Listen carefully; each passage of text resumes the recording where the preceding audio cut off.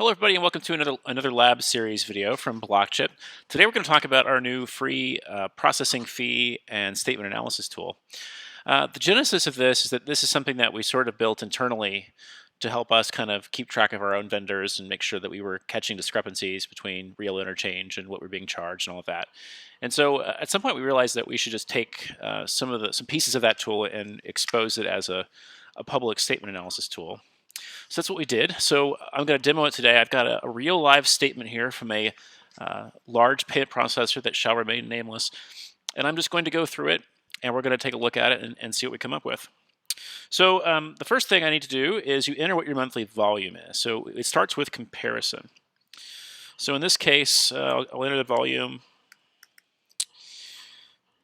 And then you enter like either the number of transactions. Let's see. In this case, it's 92, and then it will calculate your average ticket. And then we start with an estimated assumed interchange rate of this, but obviously this varies widely depending on what you're doing. So we'll hone in on it later.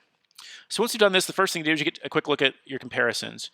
You can see at what based on this volume and transaction count, this is what your pricing would be with the various, sort of big flat rate processors, and it shows what it would be with BlockChyp based on the assumption that that's your interchange rate. So to get you started, you can just do a quick comparison like this. If you want to start drilling into what you're really paying now and get a more accurate number for interchange and assessments, then you need to add your own processor. And I will add a new processor here. Let's call it Big Processor, even though that's not really what they are. And we'll put what the fees that were actually paid for this particular statement. In this case, it was $411.75, and I'll add that. You can see the big processor is currently 2.85%, assuming that we don't come up with some more stuff. So this is the current status of it. Let's go ahead and drill in and come up with a statement. So this is where we actually enter the line items, and we'll get a more accurate interchange value from doing this. So I'm going to start working through this particular statement. So the first thing I see is American Express Tier 1, so I'll go ahead and do a common fee name, and we'll do Retail Tier 1. That's probably what this is. Okay, I'll enter the volume for this tier, which is 215804. Transaction count is 15. Yeah, this is pretty bad already, I can tell. And the line item total, this is what it should be. What you're seeing here is what this number should be based on the published rates. Of course, that's not what they're really being charged, is it? No. So we'll do 63.43, and we'll save this. Okay, so now if I go and look at interchange, you can see at the line item level that what the markup is on this particular line item. So there we know this merchant's already being, significantly overcharged for Amex. So let's add some more data.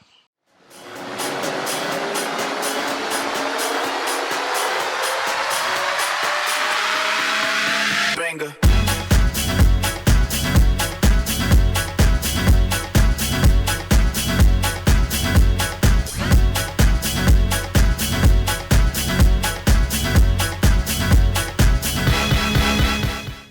So now all of the pricing from the original statement has been entered, and obviously, it's pretty bad. You can see that we're looking at almost a full percentage point above published interchange, and we've seen far worse. So we did one this morning that was like 8%. So it gets far worse than this.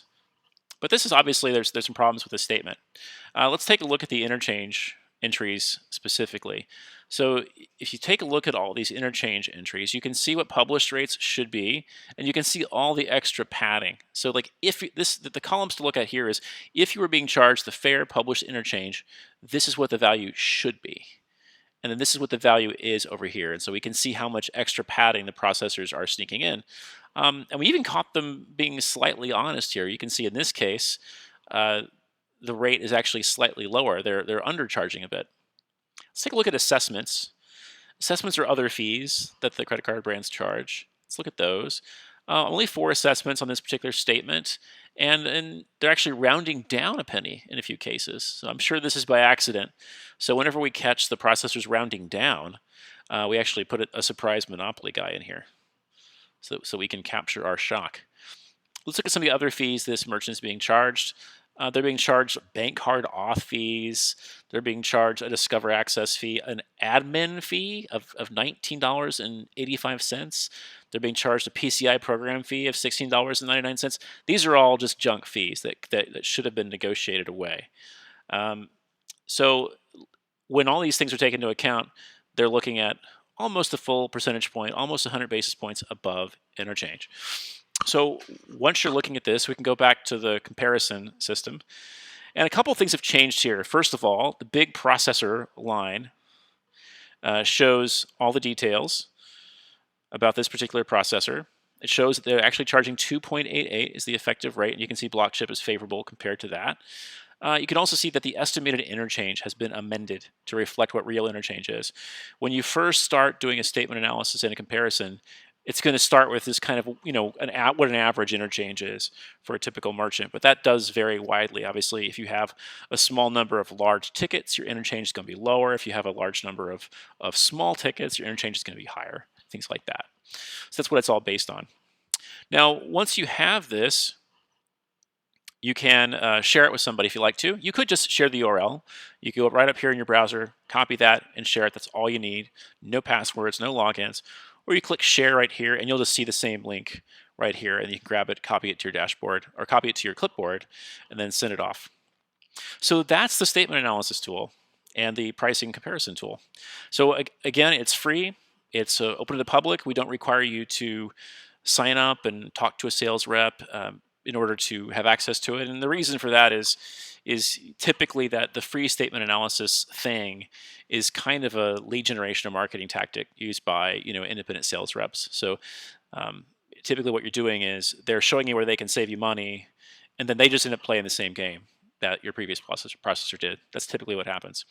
The other thing I want to point out too is that even though we've done our best to make this tool easy to use, these statements are not easy to read, and there's a lot of detail, and punching in all that statement data isn't necessarily easy. So if it isn't the kind of thing you want to do yourself, or you've kind of gotten started and want a little help, it is okay to contact us. So you go ahead and click the Contact BlockChyp button right there, and you can get in touch with us if you want to. But if you don't want to get in touch with us, you can remain completely anonymous. So that's the new statement comparison and statement analysis and pricing comparison tool. Thanks for watching the lab series, and we'll see you next time.